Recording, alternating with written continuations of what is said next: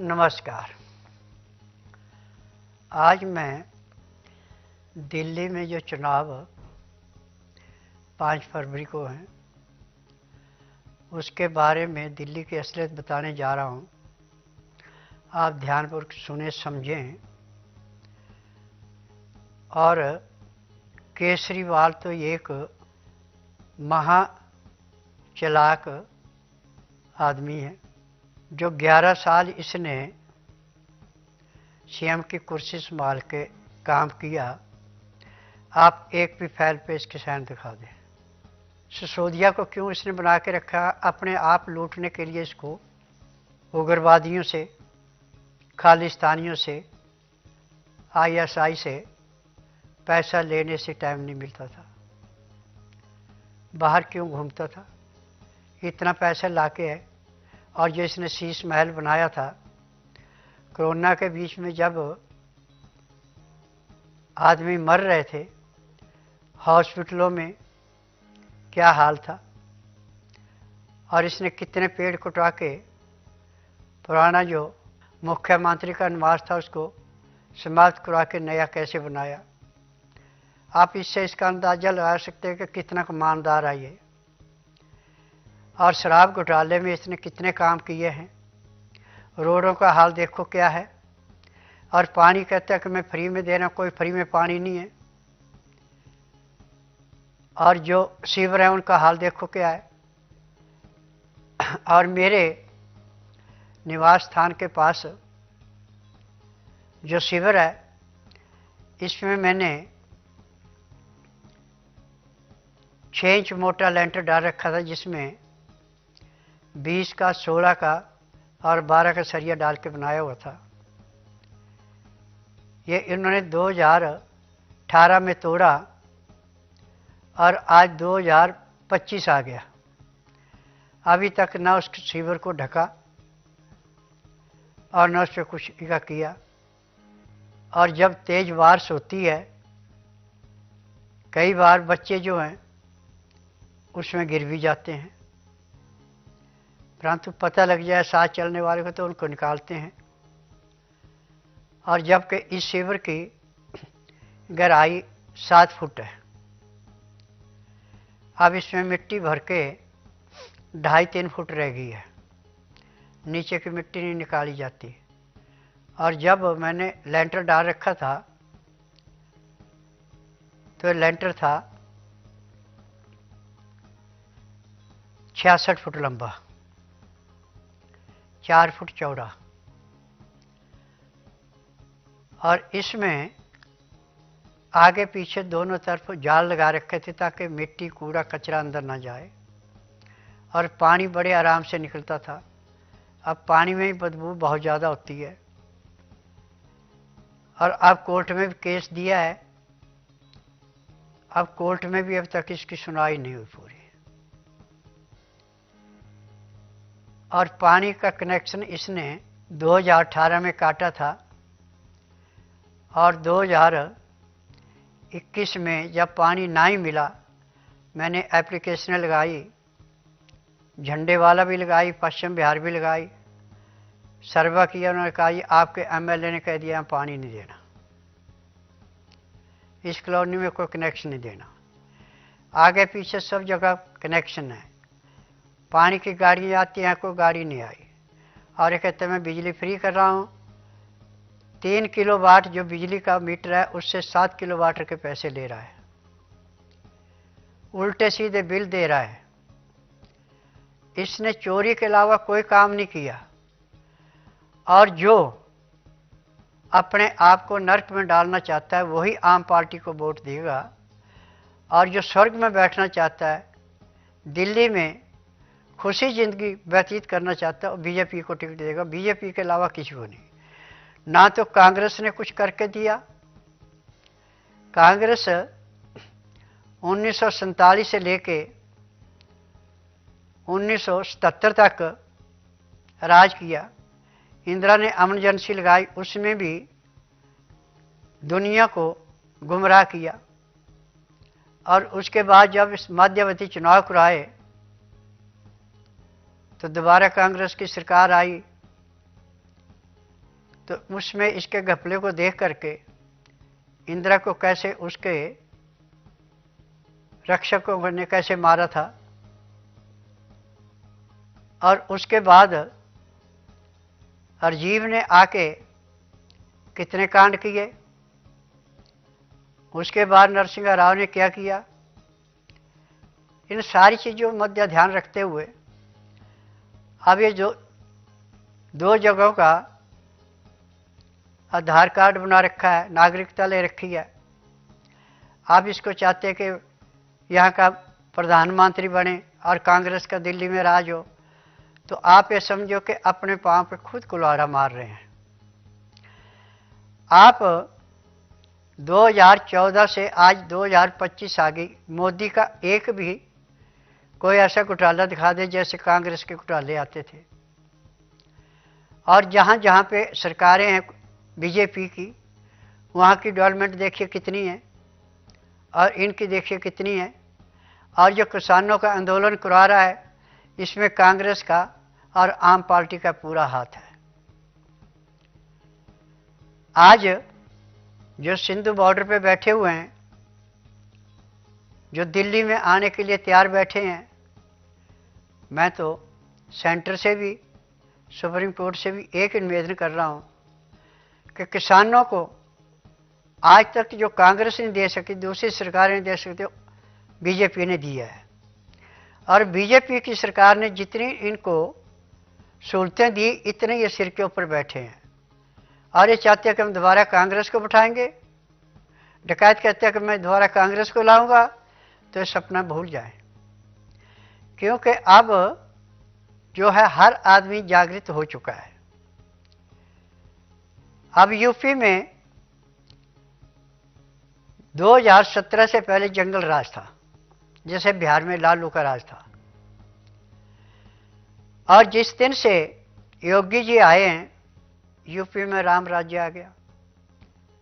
और इस चौराहे पे यदि किसी ने बदमाशी की, दूसरे चौराहे पे राम नाम सत्य है। ये सिर्फ तभी हो सकता है जब बीजेपी की ईमानदार सरकार होगी। अब जो इसने मोदी जी ने मकान दिए, झुंगियों की जगह पक्के मकान बना के दिए, इसको कहते हैं प्रोग्रेस। और जिसने वोट तो मांग लिए और इसके आदमियों ने झुंगियों से बिजली का कनेक्शन देके उनसे पैसा ले रहे हैं और झुंगियों के 500 रुपया महीने का ले रहे हैं। अब ये मैं अकेला नहीं बोल रहा हूं, आपने न्यूज पर भी देख लिया होगा कि कितनों ने कहा कि हाँ, हम चोरी की बिजली जलाते हैं, परंतु इसके पैसे देने पड़ते हैं हमें मकान माल को।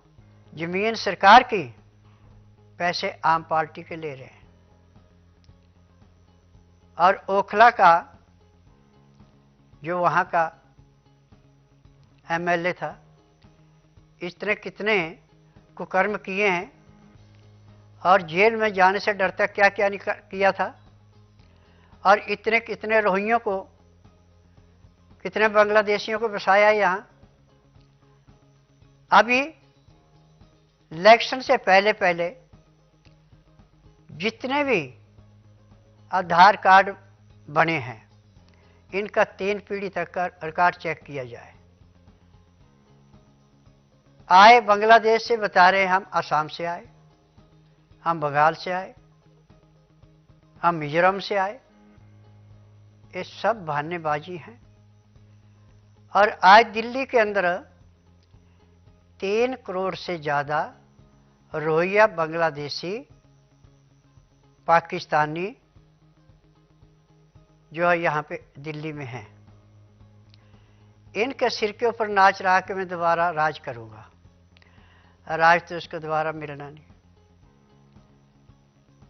और ये कह रहे हैं कि इनके पास मुख्यमंत्री का चेहरा कौन है। तो बीजेपी में मुख्यमंत्री बिल्कुल कैसा भी हो, सेंटर उसकी निगाह पे होता है। सेंटर की निगाह में जो आदमी अच्छा आएगा उसी को मुख्यमंत्री बनाया जाएगा। और जहां राजस्थान में हरियाणा में, मध्य प्रदेश में, जिनको कोई जानता थे वो मुख्यमंत्री बनाया, कैसे राज चल रहा है, कैसे पब्लिक को सुविधा मिल रही है। तो यदि आप दिल्ली को पानी, बिजली और रोडों को ठीक दुरुस्त हाल में देखना चाहते हैं तो बीजेपी के अलावा किसी को वोट ना दें। और जहां पे भी आम आदमी का आदमी खड़ा हो जाए, चाहे आपका कितने वो मुंह लगवे क्यों ना हो, परंतु उसको साफ कहें भैया आपकी पार्टी पे हमें विश्वास है, हम वोट नहीं देंगे। वो आपका कुछ नहीं बिगाड़ सकता, न इनके हाथ में कुछ है। इनके हाथ में सिर्फ ठगी करना, आदमी को गुमराह करना, झूठे झूठ बोलना, और ये चीज अब बर्दाश्त नहीं होती। मैं नाड़ी वैद्य हूं। आज मैंने पूरे संसार से एक निवेदन किया है कि बीमारी आपकी कोई भी है, ना तो आपने टेस्ट रिपोर्ट लानी, ना अपने मुंह से बोलना कि मुझे तकलीफ है। मेरे पास आने का नियम है कि बुधवार की मैं छुट्टी रखता हूं, गुरुवार से लेकर मंगलवार तक नाड़ी परीक्षण करता हूं। नाड़ी परीक्षण में पैर के तलुए से सिर के बाल तक की MRI, CT scan, X-ray, ultrasound, ECG, sonography, सब कुछ 5 सेकंड में हो जाते हैं। उसमें जो कमी शरीर के अंदर पाई जाती है वो दवाइयाँ दी जाती हैं। मेरी अपनी फार्मेसी दवाइयाँ बनाने की, मैं किसी की बनी बनाई दवाइयाँ नहीं बेचता। ये दवाइयाँ रजिस्टर्ड है, पेटेंट है, इनका साइड इफेक्ट कोई नहीं है। मुझे 10,000 जड़ी बूटियों की पहचान है जिनसे दवाइयाँ बनाई जाती हैं, और इनमें किसी किस्म का केमिकल नहीं मिलाया जाता। और जब तक दवाई में नमी नहीं आएगी तब तक इसमें इन्फेक्शन कोई नहीं होता। सिर्फ इतना ध्यान रखना पड़ता है कि दवाई आप चाहे आज लेके साल बाद भी खाएं, उससे कोई साइड इफेक्ट नहीं पड़ेगा, परंतु नमी नहीं आनी चाहिए। नमी से बचा के रखना पड़ता है। आज मेरा नियम है आंधे को दिखाना, बहरे को सुनाना, गूंगे से बुलाना, बांझ से संतान उत्पत्ति कराना, न मर्द को मर्द बनाना, अनहोनी को होनी करके दिखाना। नाड़ी परीक्षण में जो रोग आ गया उसकी सबकी दवाई इकट्ठी देनी। इन दवाइयों का वजन 15 किलो से लेकर 20 किलो के बीच का होता है, जो आपको 15 दिन में पूरा करना है। खाना खाएं ना खाएं उससे मुझे कोई मतलब नहीं, दवाई खानी है, और दवाई से पेट भर जाता है, खाने की जरूरत नहीं पड़ती। और आज जो हार्ट अटैक हो रहे हैं, नई नई बीमारियां आ रही हैं, यदि आप खाना खाते समय लहसुन, प्याज, अदरक 50 ग्राम से 100 ग्राम तो भी खाने के बीच में खा लेते हैं कच्चा, तो मैं दावे से कहता हूं कि आपको आखिरी सांस तक कोई रोग नहीं होगा। जहां भयंकर से भयंकर बीमारी आप वहां भी चले जाएं। जो आप सांस छोड़ेंगे, जहां तक वो सांस जाएगा वहां तक वायुमंडल में जितने भी रोग के कीटाणु सब नष्ट हो गए। आपको शुद्ध ऑक्सीजन अंदर आएगी तो रोग कहां से आएगा। रोग आने का मुख्य कारण है लीवर ने पचाया नहीं, पैंक्रियाज ने इंसुलिन बनाई नहीं, पित्ते में तेजाब बढ़ गया, खाया पिया पेट में सड़ा है, अब वो किडनी ने पूरा साफ नहीं किया, शुद्ध खून तिल्ली को नहीं मिला, तिल्ली ने दिल को खून नहीं दिया, पुराना खून घूमेगा, रोग बढ़ेगा। और आज पूरे संसार के अंदर मेडिकल साइंस का तो सीधा फार्मूला है कि टेस्ट करके जो रोग आए उस आंख को सुन्न करना है, रोग काटना नहीं है उनका काम। और जब तक जिएंगे तब तक दवाई खानी है। और जो हमारा आयुर्वेद, यूनानी, होम्योपैथी, नैसर्गिक का, इसमें हम डॉक्टरों को भी दोष नहीं दे सकते, ना एलोपैथिक में दोष दे सकते। दोष हम उन कंपनियों को देते हैं जो दवाइयाँ बनाती है। जब दवाई का नुस्खा पूरा नहीं है तो रोग कहाँ से कटेगा। परंतु स्वस्थ विचार एकमात्र आश्रम ऐसा है कि पैर के तलुए से सिर के बाल तक जो भी रोग है हर एक की दवाई हाथ पे सरसों उगाने वाली है। जैसे ही आपने दवाई को खाया तो 10 सेकंड के अंदर दवाई अपना असर दिखाना शुरू करती है, और पहले दिन 5 से 10% आराम तो परमानेंट हर एक को मिलता है, किसी को 20% मिलता है, जिसका भाग अच्छा उसको 30 भी मिल जाता है। महीने 1.5 महीने में रोग समाप्त होता है, दवाइयाँ बंद हो जाती, सारी उम्र दवाइयाँ नहीं खानी पड़ती। अब आज राहुल गांधी अपने आप को कह रहा है कि नहीं मैं हिंदू हूं। हिंदू कहां से है? मां क्रिश्चियन, बाप मुसलमान, दादा मुसलमान, और आप कभी कहते हैं मैं कश्मीरी ब्राह्मण हूं। कहां से कश्मीरी ब्राह्मण बन गया? और जब इलेक्शन आते तब ब्राह्मण का भी रूप धारण करते हैं, मुसलमान का भी रूप धारण करते हैं, और ऐसे क्या कहते हैं कि सनातन धर्म है ही नहीं। सनातन धर्म जब से संसार शुरू हुआ तब से है, और सनातन धर्म की परंपरा आने वाले कुछ सालों में पूरे संसार में फैलेगी। और जो ये खालिस्तानी पाकिस्तानी उग्रवादी हैं, आप ये समझ लें कि आखिरी दिन आ चुके हैं। जैसे गीदड़ की मौत आती है, वो गांव की तरफ भागता है, गांव वाले डंडे से पीट के मारते हैं, यही हाल आपका होने वाला है। अब आज कनाडा में देखो क्या हाल है, पाकिस्तान में देखो क्या हाल है, और बांग्लादेश में देखो क्या हाल है। परंतु हिंदुस्तान में जहाँ पे बीजेपी की सरकार है, वहाँ जहाँ भी किसी ने गर्दन उठाई उसकी गर्दन वहीं दबोच ली। परंतु जहाँ पे कांग्रेस की या इसके गठबंधन की सरकार है, वहाँ पे लगाम नहीं लग रही। और सबसे ज़्यादा गुनाहगार जो है वो खड़के है। कैसे इन्होंने गरीबों की ज़मीनें अपने नाम से करवाई है,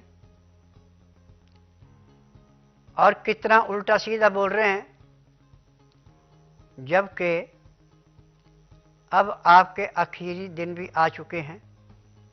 क्योंकि आपको टेंशन इतनी ज़्यादा हो चुकी है कि ना तो आपको दिन में आराम है, ना रात को नींद पूरी आती है। आप भी कुछ नहीं बिगड़ा, अच्छा यही है कि आप जिस भी मजहब को मानते हैं उसको स्मरण करके उसकी तरफ ध्यान लगाएं, और राजनीति से यदि आप दूर ही हो जाएं तो अच्छा है। और राहुल गांधी, प्रियंका गांधी या सोनिया गांधी ये समझे कि हम दोबारा राजनीति में अपना पंजा जमाएंगे तो आपका पंजा जब जमेगा। आप जितनी मर्जी ताकत लगा लें, अब आप दोबारा सत्ता में आने वाले नहीं हैं। और जो इनके अच्छे लीडर हैं वो भी खुद इनको छोड़ के जा रहे हैं। 1977 में जब इंदिरा हारी थी तो भिखारियों की भांति कैसे जगह जगह घूम के षड्यंत्र रचा के और सरकार को घुरा के दोबारा सत्ता में आए, कितने दिन काट लिए। अब इसमें एक ने बड़े अच्छे ढंग से कहा है कि राहुल जी, आपने पहले अपने चाचा को खाया, फिर दादी को खाया, फिर बाप को खाया, अब पार्टी को खा रहे हो। बात बिल्कुल सच्ची है, झूठी नहीं है। आज मैं डांके की चोट पे कहता हूं कि 5 साल के बच्चे का मुकाबला राहुल गांधी से कराया जाए तो 5 साल के बच्चे की मेमोरी राहुल गांधी से तीव्र है। इसका पढ़ा लिखा होने का कोई फायदा नहीं है। ना तो इसको पता है कि मैंने अभी क्या बोला, थोड़ी देर में क्या बोलने जा रहा हूं, क्योंकि नशे में धुत रहता है। आज जो इतना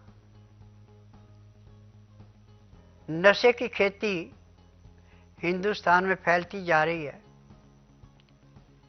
गाड़ियों की गाड़ियां पकड़ी जा रही हैं, ये सब राहुल की देन है। जब नशेड़िया किसी के पीछे पड़ जाता है तो अपनी धुन में रहता है और कोशिश करता है कि आगे से आगे औरों की जिंदगी बर्बाद करे। आज जो नौजवान हार्ट अटैक हो रहा है, जिनका पेट साफ नहीं हो रहा है, सिर के बाल जल्दी से झड़ रहे हैं, ये सब आपकी नशे की और मुंह के स्वाद की देन है। यदि आप मैदे की चीज़ें, तली हुई चीज़ें, आर्टिफिशियल चीज़ें छोड़ दें, नॉर्मल खाना शुरू करें, पानी हमेशा हल्का गर्म पिएं, लहसुन प्याज अदरक कच्चे का प्रयोग अधिक से अधिक करें, मैं दावे से कह सकता हूँ कि किसी को किसी किस्म का रोग नहीं होगा। हर एक रोग को जड़ से काटने की जो सबसे बड़ी दवाई है वो है लहसुन प्याज अदरक, जिसका नाम मैंने त्रिवेणी रखा है। अब अखिलेश को क्यों आग लगी है कि मुसलमानों के वोट इसको मिलेंगे नहीं। अब जो इसके पिट्ठू थे, जो गुंडे थे, या तो ऊपर जा चुके हैं या जेलों में सड़ रहे हैं। अब ये चाहे कि मैं इनको बाहर निकालूं, नहीं निकल सकते, क्योंकि अब राज है। जज भी किसी की दबाई में नहीं आएंगे, और जो जज किसी दबागिरी में आ जाता है, दबंगी में आ जाता है, वो भी अपने आप को जो है बहुत अंधेर में ले जा रहा है। क्योंकि 1947 से लेके आज तक जो चापलूसी कांग्रेस राज में होती रही, कांग्रेस अपने मन मुताबिक फैसले करवाती रही, वो फैसले अब नहीं हो रहे। और जो दबंग वकील कह रहे हैं कि हम जज से ये केस ऐसे ऐसे पलटवा लेंगे, परंतु पलटाने का काम तभी तक था जब तक के दुनिया में जागृति नहीं आई थी। अब दुनिया में जागृति आ चुकी है, वो अपने वकील को बोलने दे ना बोलने दे, वो खुद ही बोलेंगे कि आपने काम गलत किया है। ये इस धारा के अनुसार है। तो इन चीजों को बहुत गहराई से लेना है। और आज जो इसने 70 में से 10 औरतें उतारी हैं इलेक्शन में केजरीवाल ने, इनमें से भी जो इज्जतदार औरत है वो अपने आप इलेक्शन से पहले या तो नाम बाप से ले लेगी भर के, या नामकरण करेगी नहीं। क्योंकि जो इसने 11 साल राज करना था कर लिया। अब तो समझो कि कांग्रेस मुक्त और आम पार्टी मुक्त पूरा हिंदुस्तान हो जाएगा। क्योंकि इनका सारा कारोबार है उग्रवादियों पे। जो गुंडे हैं वही इनके अर्दली है, उन्हीं को वोट मिलता है, और वोट का भी पैसे लेता है। बिना पैसे के किसी को वोट नहीं। और जो औरतों को इसने कहा कि मैं 2100 रुपया दूंगा हर घर को, तो जितना पैसा तेरे पास दिल्ली का खर्चे के लिए उससे 1.5 तो औरतों का बन जाएगा, कहाँ से ला के देगा। और आज तक आपने जल बोर्ड की और ट्रांसपोर्ट की तनख्वाहें क्यों नहीं दी? एमसीडी वालों की तनख्वाहें क्यों नहीं दी? और जितने भी आपने मोहल्ला क्लिनिक बना रखे, इनमें कौन सा काम होता है? इनमें या तो कुत्ते सुअर लेट रहे या कोई ज्वारी जुआ खेल रहे। हॉस्पिटलों में आपके दवाई पूरी नहीं है, कहते मैं फ्री में इलाज कराऊंगा। कहां से कराएगा? यही तेने फ्री में इलाज करवाना होता तो अपनी कुर्सी में बैठ के राज करता, किसी न किसी डिपार्टमेंट को संभालता। आपने कोई डिपार्टमेंट नहीं संभाला और ना ही आगे संभाल सकते हैं। 2004 में जब आप पाकिस्तान के उग्रवादियों से मिला था, वहाँ से पैसा खाया, फिर पन्नू से पैसा खाया। अब जिन जिन से मिलता गया, झूठे दिलासे दे के पैसा खाता गया। अब पैसा तो आपको ऐसे समझो जैसे तेज बारिश आने पे और चिकनी मिट्टी में तिलकन पैदा होती है और आदमी गिरता है। अब ऐसे गिरने वाले हैं आप ये चाहें कि मैं अपने एमएलओ को जिता के और फिर मैं कुर्सी पे बैठ जाऊंगा, तो आप ये समझो कि 8 फरवरी को रिजल्ट निकलेगा, 12-14 फरवरी बाद आप फिर अपनी पक्की जेल में, तिहाड़ में जाने वाले हैं। आप में से कौन सा ऐसा है लीडर जिसने कि झूठ नहीं बोला? कोई भी एक लीडर बता दे ऐसा। और जिसको लीडर को अपनी इज्जत प्यारी थी, उसने कैसे छोड़ी आपकी सरकार, कैसे खोले आपके पोल? अब जय बिहार में आपने कितने रोहिंग्या और बांग्लादेशी बसा रखे हैं, जहां जहां भी झुंगी झोंपड़ियां डाल रखी है वहां पर कितने बसा रखे हैं। और जो आप मस्जिदों में पैसे देते थे, वो क्यों नहीं दिए? अब मुसलमानों का तो इतना शहनशाह बन रहा था और कितने दंगे तेने करवाए अपने होते हुए, परंतु तेरे को शर्म नहीं आई। यदि केजरीवाल जी आपको शर्म होती तो आज आप जो जो कर्म कर रखे हैं उन कर्मों से नहीं कह सकता मुझे पैसे दो, मुझे वोट दो, मुझे गद्दी में आने दो। आपने तो सोचा था जब शीश महल बनाया था कि जब तक जीऊंगा तब तक दिल्ली का मुख्यमंत्री बन के रहूंगा, परंतु आपने एक भी कर्म ऐसा नहीं किया। मुख्यमंत्री तो क्या, आप तो कारपोरेशन का भी काउंसिलर बनने के काबिल नहीं है, क्योंकि आपके अंदर चापलूसी, झूठ, रिश्वतखोरी इतनी है कि जो आपको दलदल से बाहर नहीं निकल देती। जैसे कीचड़ में कोई चीज़ फंस जाती है और दम घुट के मरती है, वही पोजीशन आपकी आ चुकी है। आप ये चाहें कि आप इस दलदल से निकल के सुक्के में बैठ जाएंगे, नहीं बैठ सकते। और जहां भी आप जाएंगे वोट मांगने, वहां आपका स्वागत काले झंडों से किया जाएगा, थू थू से किया जाएगा। आप ये चाहें कि आपको रिस्पेक्ट मिलेगी, आप बिल्कुल नहीं मिलेगी। और पंजाब ने मान को भी आपने गंदगी के ढेर पे बैठा दिया और अपना चटकोरा जो वहां पे जाके बैठाया है, उसने पंजाब का और भी बेड़ा गर्क कर दिया। और जो आपने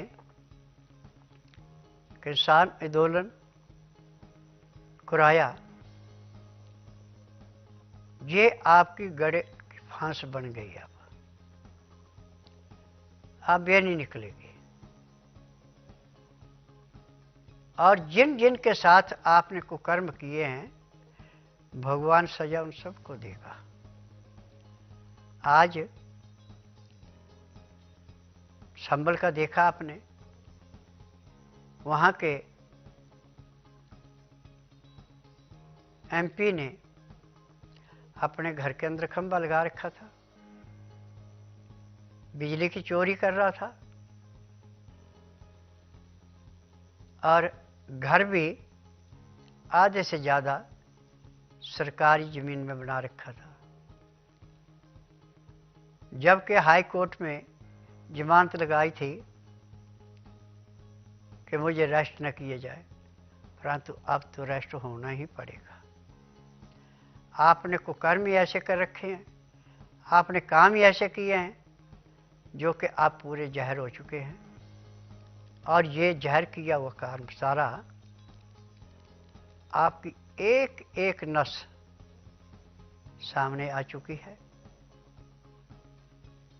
और उसमें जो भी कर्म आपने किए सारे के सारे उजागर हो रहे हैं। और हिंदुओं में जागृति आ चुकी है। जो असली हिंदू है, असली सनातनी है, ये कभी भी बीजेपी के अलावा दूसरे को किसी को वोट नहीं देगा।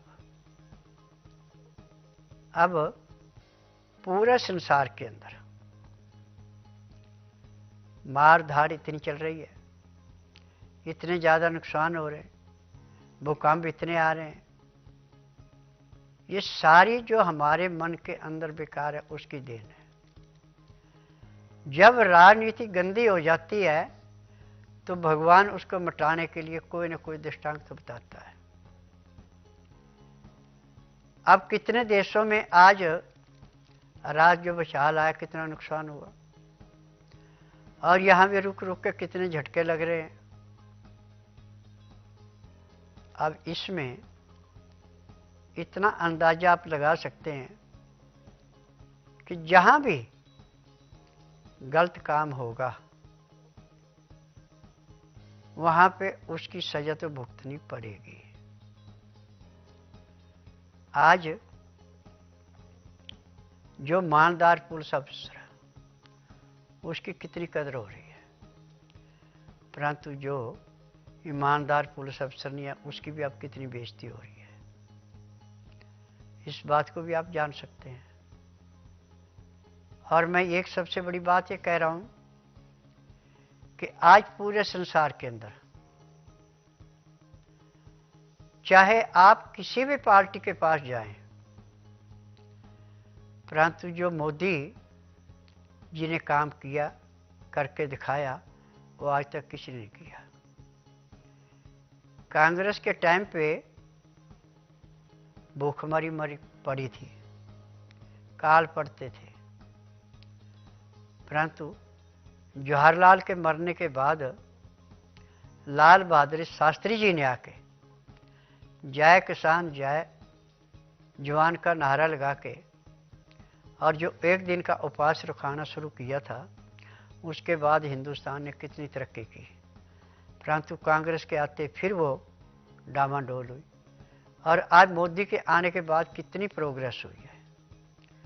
और मोदी जी जितनी सुविधा किसानों को, छोटा काम धंधा करने वालों को दे रहे हैं, इतनी आज तक किसने दी। और जो हफ्ता वसूली करते थे वो कैसे साइड में लगते जा रहे हैं, कैसे जेलों में सड़ते जा रहे हैं। तो अब मैं तो एक निवेदन करूंगा, कांग्रेस हो, आम पार्टी हो, तृणमूल कांग्रेस हो, समाजवादी पार्टी हो, बहुजन समाज पार्टी हो, इनका रतबा जो आज तक था वो हो लिया, आगे नहीं होगा। आगे आपको बीजेपी के अलावा दूसरी सरकार कोई मिलेगी नहीं। और बहुमत में जब बीजेपी सरकार होती है तो अपने पूरे काम करती है। अब इन्होंने षड्यंत्र करके राहुल ने, अखिलेश ने जो किया था उसकी सजा आप कैसे भुगत रहे हैं। और आपने क्या सोचा था कि मोदी ने 272 सीटें नहीं ली, 32 सीटें कम है, 240 पे स्टॉप लग गया, और आप अपने आप को बहुत बड़ी पार्टी मान रहे थे, अपने आप को प्रधानमंत्री बना रहे थे। तो इस जन्म तो क्या, आप 7 जन्म भी राहुल जी प्रधानमंत्री नहीं बन सकते, क्योंकि आपके अंदर के अब गुण भगवान भी देख रहा है। यदि आप मुसलमान मस्जिद को मानते हैं तो आपका अल्लाह भी देख रहा है, क्योंकि आपने पता नहीं कितनी जिंदगी बर्बाद की हैं। राजनीति में भी और आम जनता में भी। जो आपने अपनी कॉन्स्टिट्यूएंसी की लड़की को, उसके परिवार को गायब किया है, वो भी सजा आपको भुगतनी पड़ेगी। और जो आपने लड़का लड़की पैदा कर रखे हैं और शादी आपने रजिस्टर नहीं कराई है, उसमें भी आपको सजा मिलेगी। क्योंकि आपने, आपकी मां ने जो कांग्रेस पार्टी के दफ्तर थे, वहाँ की ज़मीनें थी, जो 76% अपने नाम से करा रखी हैं, यही आपके जीव का जंजाल बनता जा रहा है। इसमें आप ये समझे कि हम बच जाएंगे, तो इस बात को भूल जाएं। 6 महीने में जाएं, साल में जाएं, जेल में तो जाना ही पड़ेगा। और आपकी नागरिकता तो अब जल्दी से जल्दी खत्म हो जाएगी। हिंदुस्तान की तो नागरिकता आपकी रहनी नहीं, क्योंकि बाहर से अब आने वाली है चिट्ठी जिसमें कहेंगे हाँ जी यहाँ का नागरिक है, तो दोहरी नागरिकता आपको नहीं मिलेगी। और जो कर्म आपने कर रखे उसकी सजा तो मिलेगी। और मैं नारी वैद हूं, मैं तो खुलेआम कहता हूं, मैं तो पर्दा नहीं रखता। चोर को मुंह पे चोर कहना, साध को साध कहना। आप लोगों ने आज तक कोई भी अच्छा काम किया तो आप बता दें कि मैंने ये काम अच्छा किया है। शराबें पी के, नशे करके जो कर्म करते हैं, उन कर्मों की सजा तो आपको मिलेगी। परंतु मैं उन मरीजों से, उसके परिवार से निवेदन कर रहा हूं कि जो अपना उपचार करा के थक चुके हैं, जिनको डॉक्टर ने जवाब दे दिया है, या जिस बीमारी का डॉक्टरों को पता नहीं लग रहा है, वह मरीज बुधवार छोड़कर गुरुवार से लेकर मंगलवार के बीच में मेरे आश्रम में आए। जिस दिन आना उस दिन रात्रि 10 बजे तक खा पी के दातन कूड़ा करके बड़ी इलायची मुंह में रख के चूसते रहें। सुबह 9 से 10 के अंदर अपना नामकरण कराएं। 10 से 12 मैं नाड़ी परीक्षण करूंगा। नाड़ी परीक्षण में पैर के तलुए से सिर के बाल तक की MRI, CT scan, X-ray, ultrasound, ECG, sonography, सब कुछ 5 सेकंड में हो जाए। फिर उसके अनुसार दवाइयाँ खाने की हैं, पीने की हैं, मालिश करने के तेल हैं, आँख में, नाक में, कान में डालने की दवाइयाँ। जब ये दवाई आप नियम से खाएंगे, परहेज करेंगे, तो उसी दिन आपको कम से कम 10 से 15% आराम तो लाजमी मिलेगा। भाग अच्छा तो 30 से 35% भी मिल जाता है। और मेरे आश्रम की दवाई सारी उम्र नहीं खानी पड़ती, केवल उतने दिन खानी जितने दिन रोग समाप्त हो गए, दवाइयाँ बंद हो गई। और दवाइयाँ मेरी अपनी फार्मेसी उसी में बनती हैं, दवाइयाँ रजिस्टर्ड है, पेटेंट है, इनका साइड इफेक्ट कोई नहीं है। मुझे 10,000 जड़ी बूटियों की पहचान है जिनसे मैं दवाइयाँ बनाता हूँ। और इन दवाइयों की विशेषता है कि इनके अंदर केमिकल कोई नहीं पड़ता, सिर्फ नमी से बचाना होता है इनको। नमी आने के बाद उल्ली छा जाए तो दवाई असर नहीं करती, और परहेज न करे तो भी दवाई असर नहीं करती।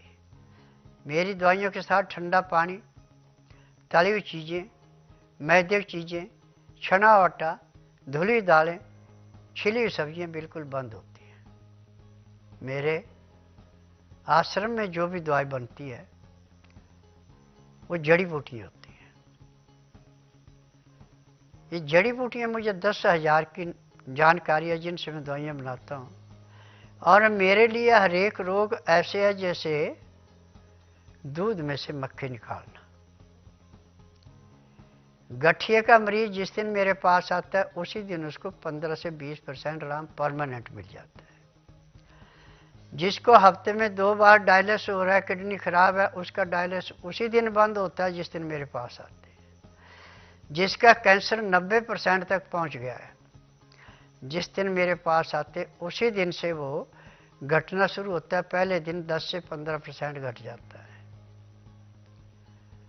और जिनको हार्ट की बीमारी, डॉक्टर ने कहा ओपन हार्ट सर्जरी करनी, उसको सर्जरी करवाने की जरूरत नहीं है। 8 दिन में डॉक्टर कहता है आपका तो हार्ट बिल्कुल ठीक है। ये जड़ी बूटियों की देन है, क्योंकि मुझे जड़ी बूटियों की जो पहचान है, इन जड़ी बूटियों से पैर के तलुए से सिर के बाल तक के हर एक रोग को नष्ट किया जाता है। जिसकी आंखों पे +4 या 5 का चश्मा है, माइनस 10-12 का चश्मा है, ये भी 3 महीने में बिल्कुल समाप्त होता है, बिना चश्मे के देखते हैं। और आज टीवी के माध्यम से डॉक्टर को देखें, वैद्य को देखें, हकीम को देखें, आंखों के चश्मे लगे हैं, दूसरे को रास्ता बताने जा रहे हैं, परंतु मेरे आश्रम पे आपको चश्मा नहीं मिलेगा। मेरी आंखों में चश्मा नहीं है। और जहां बैठ के मैं नाड़ी परीक्षण करता हूं वहां बल्ब नहीं जलता, अंधेरे में बैठ के सारा काम करता हूं। तो सारी देन जो है जड़ी बूटियों की है। और मेरी जड़ी बूटियों की विशेषता है कि 15 दिन के अंदर निकाले, 15 में से भी सिर्फ 10 दिन में निकाली जाती है, आगे पीछे नहीं निकालते। कृष्ण पक्ष में जड़ी बूटियों को निकाला जाता है तो इनमें किसी किस्म का साइड इफेक्ट नहीं होता, परंतु शुक्ल पक्ष में यदि कोई जड़ी बूटी निकाली गई तो उसमें कीड़ा लग जाता है, फिर वो खराब होती है। तो इस करके मैं कहता हूं मेरा इलाज गारंटी का है, बिना गारंटी से मेरा इलाज कोई नहीं है। और आज जितने खुले दम से मैं कह रहा हूं, इतना दम से बोलने वाला आपको कोई डॉक्टर नहीं मिलेगा। अब बिजनेस तो बहुतों ने बढ़ा दिए हैं, परंतु बिजनेस करके पैसा कमा के वो पैसा बर्बाद हो रहा है, उससे आप लाभ नहीं उठा सकते। ईमानदारी का पैसा जिसके हाथ में आएगा वो कभी नुकसान नहीं उठाएगा, और बेईमानी का पैसा लेने वाला कभी सुखी नहीं रहेगा। आज पैर के तलुए से सिर के बाल तक का हर एक रोग मेरे लिए ऐसे है जैसे खेत में से गाजर मूली निकालते हैं। मुझे किसी भी रोग को समाप्त करने में ज़्यादा टाइम नहीं लगता, और मेरा उपचार जो है वो बड़ी तेज गति से चलता है। यदि एलोपैथिक दवाई किसी अंग को सुन करना तो उसमें 15 से 20 मिनट का टाइम लेते हैं, और मेरे पास जब रोगी आता है, कहीं भी कितना भी भयंकर से भयंकर दर्द है, 5 से 10 मिनट से ज़्यादा टाइम नहीं लगता, दर्द बंद हो जाता है। और फिर नियम से उस दवाई को लेते हैं तो परमानेंट वो ठीक भी हो जाता है। आज मेरे पास जो भी दवाई है किसी भी रोग की, ये दवाई पेट में जाने के 10 सेकंड में अपना असर दिखाना शुरू करती है, और घंटे 1.5 घंटे 15 से 20% आराम परमानेंट मिल जाता है। और मेरे पास सबसे ज़्यादा रोगी हैं मंदबुद्धि बच्चे, ब्रेन ट्यूमर, रीढ़ की हड्डी का दर्द, आंतों का दर्द, नजला जुखाम, किडनी, गठिया, कैंसर, एड्स, एक्जिमा, सोराइसिस। परंतु जिस दिन मरीज मेरे पास आता है उसी दिन मरीज को कम से कम 20% आराम तो जरूर मिलता है, और महीने 1.5 महीने में रोग समाप्त होता है, दवाइयाँ बंद हो जाती है। और मेरी दवाई के बीच में खाने का परहेज सबसे सख्त है। जिस भी अनाज को खाना उसकी चोकर नहीं निकालनी, जिस भी दाल सब्जी को खाना उसका छिलका नहीं उतारना, और खाना ताज़ा गर्म गर्म, खाने के साथ 2 गिलास गर्म पानी, लहसुन प्याज अदरक का रस मिला के पीना अति आवश्यक है। उसका नियम है कि 2-4 गिराई खाना खाए, 2 घुट पानी पिया, फिर 2-4 गिराई खाना खाए, 2 घुट पानी पिया। पानी पीने में, खाना खाने में यदि आप 1 घंटा लगाते हैं तो मैं दावे से कह सकता हूँ कि जब तक आपके शरीर के अंदर सांस है तब तक आपको किसी डॉक्टर हकीम के पास जाने की जरूरत नहीं है। आप घर बैठे जो नुस्खे मैं टीवी के माध्यम से बताता हूँ उनको अपना के अपने रोग को समाप्त कर सकते हैं। 108 वस्तुएं हमारे रसोई घर में परमानेंट रहती हैं। इन्हीं से हम हर एक रोग का उपचार कर सकते हैं। परंतु उसी टाइम जब रोग ताजा हो, जब रोग फैल जाता है, फिर आपको दवाइयाँ लेनी ही पड़ती हैं।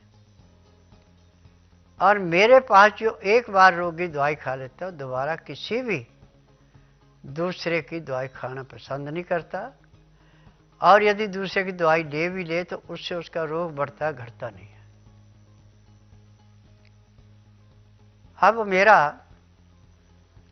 दिल्ली वासियों से और अपने मिलने वालों से और जो भी मेरा प्रोग्राम देख रहे हैं उनसे एक ही निवेदन है कि ईमानदारी आदमी को कभी भी गिरने नहीं देती और बेईमानी कभी भी किसी को पूरा उठने नहीं देती। अब मेरे साथ जिसने बेईमानी की है,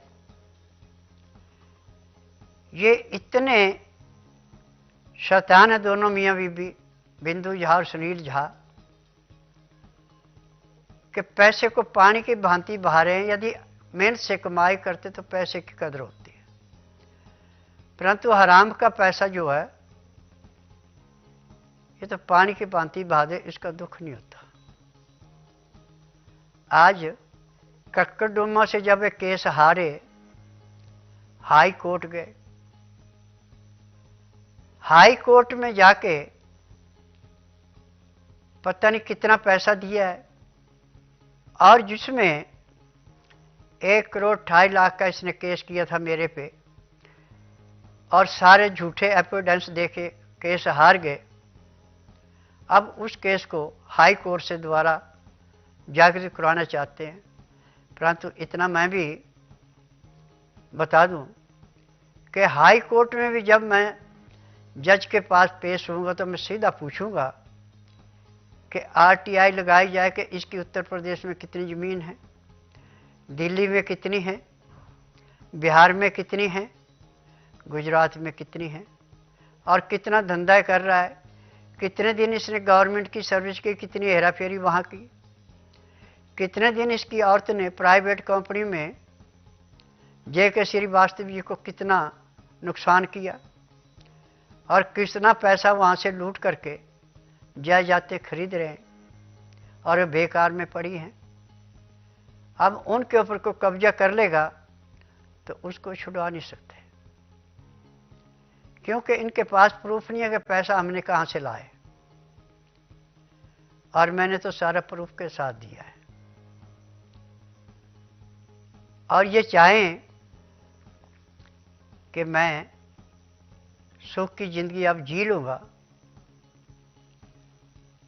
तो दोनों की आंखों चश्मा तो पहले लगा, आंधे तो आप पहले ही हैं। परंतु मेरे साथ पंगा ले करके और कोर्टों के चक्कर खा खा के अब ये चश्मे का नंबर बढ़ता जाएगा, घटेगा नहीं।